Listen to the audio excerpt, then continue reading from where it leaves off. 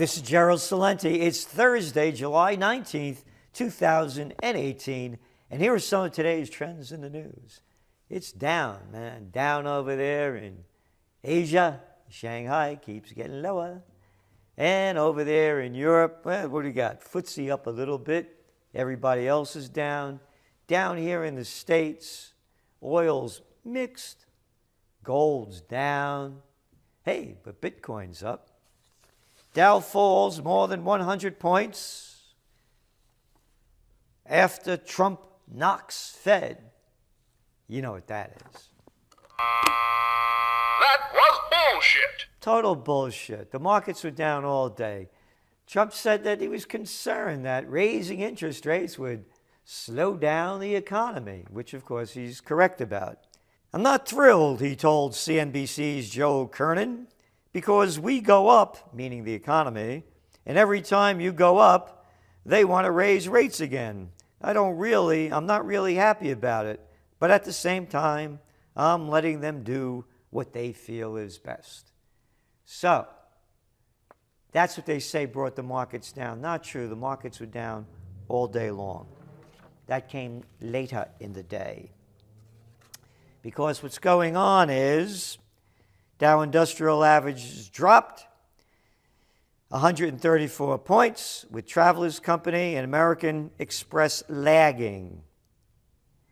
American Express, another Dow member, posted a profit that was just above estimates, while sales came in slightly below estimates.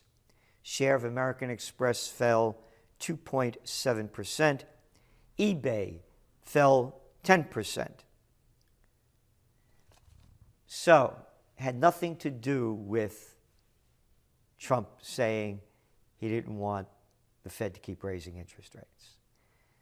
And the other fact is that so far, just 13% of S&P 500 companies have reported calendar second quarter earnings, with 85.1% of those firms surpassing analyst expectations. So they're looking for corporate growth to be about 20%, but they're looking at it, this is the end of the boost from the Trump tax cuts. End of story. Oh, how come they didn't say anything about tariffs today, or North Korea, or Russia bringing down the markets? Again, the data is pretty positive in the States. U.S. weekly jobless claims dropped to the lowest level since 1969, a 48.5-year low. U.S. crude rises 1%, boosted by reports of falling stockpiles at the delivery hub. But everything is up in the air right now. The Saudi oil minister said they were going to cut back 100,000 barrels, but it's not moving the markets much. It's a wait-and-see attitude right now. And gold prices. Gold prices went down because of the fear of rising interest rates. They were down to a one-year low. They were down to $1,210 an ounce. Haven't seen that since last July. And then they went up a little bit after Trump said he didn't want them to keep raising interest rates, but only went up a little bit. So, gold's right where we said it would be. And Dr. Copper, hit one-year low, and it's nearing a bear market. And don't blame it on tariffs or trade wars. We've given you the numbers out of Europe, out of China, and around the world. Production is not that strong, and Dr. Copper is used in everything from industrial to construction to high tech. So it's an economic indicator. Big story here in the Wall Street Journal. Cryptocurrency adds more than 11% in a single day, breaking out of a trading range. Hey, I guess the Wall Street Journal and the Trends Research Institute are on the same page today, because you know what you got. Your trend alert. Trend alert. Buy Bitcoin Bye-bye gold.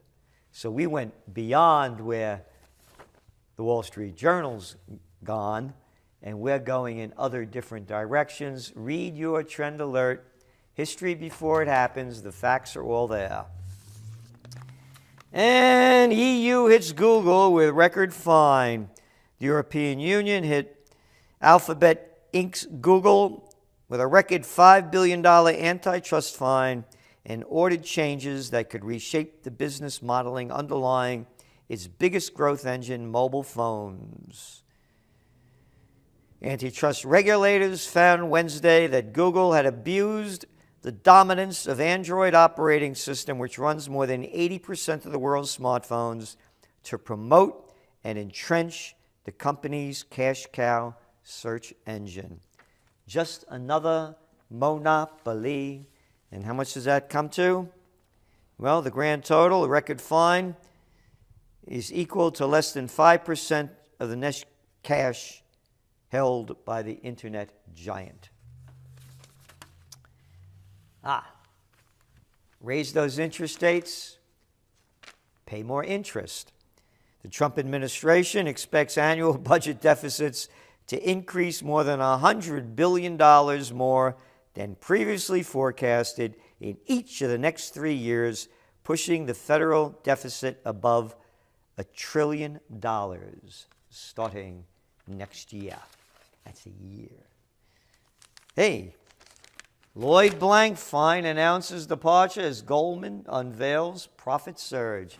You know, Goldman Sachs, right? One of the bankster corporations, yeah. So I wonder what Blankfein's going to do, because you remember when Obama and Bush were giving all that money to the banksters that were too big to fail. He said they were doing God's work. So maybe he'll be doing some God's work. Sanction fears upend Iran business. Terrible story here. Businesses struggle to find lenders willing to finance import deals. The situation is severe. Everybody's struggling.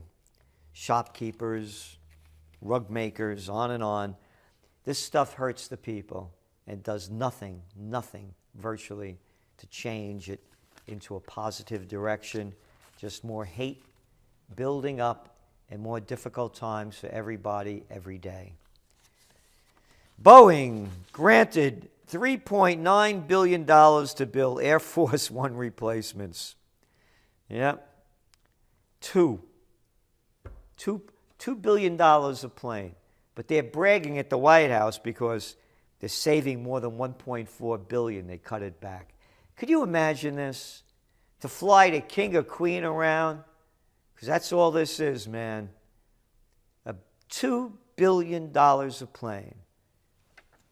They should take the subway in New York. How about putting a couple of billion there? No. I'm El Presidente.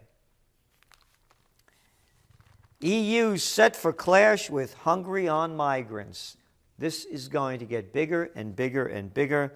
The European Commission is to allege as early as today that the Stop Soros legislation introduced by Viktor Orban's government breaches EU asylum rules.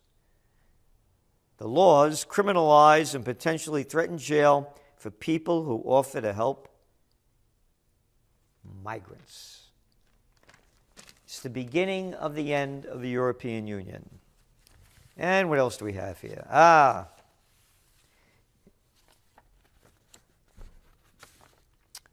Israel has conducted a rocket strike on Syrian military positions near Aleppo. They could do anything that they want. And of course, military restricts fuel entering Gaza. Israel placed new restrictions on its oil cargo crossing with the Gaza Strip in response to Hamas hostilities. Defense Minister Avigdor Lieberman said Israel will stop transferring gas and other fuels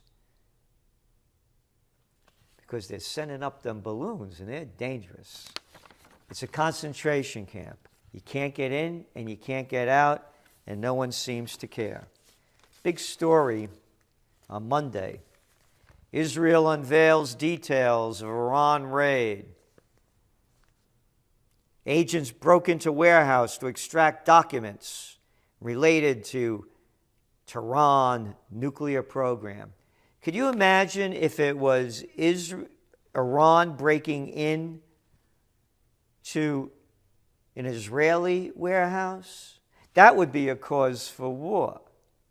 Any country breaking into anybody else's warehouse would be a cause for war. Or, you don't need a good one, that one would be good enough. But Israel can do it and get away with it.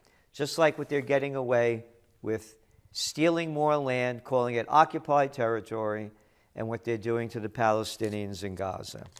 So today, a story comes out, not a big story like that, just a tiny story. Iran denies Israel's claim of debt theft. Iran is denied as laughably absurd a detailed Israeli claim that intelligence agencies stole clandestine Iranian documents.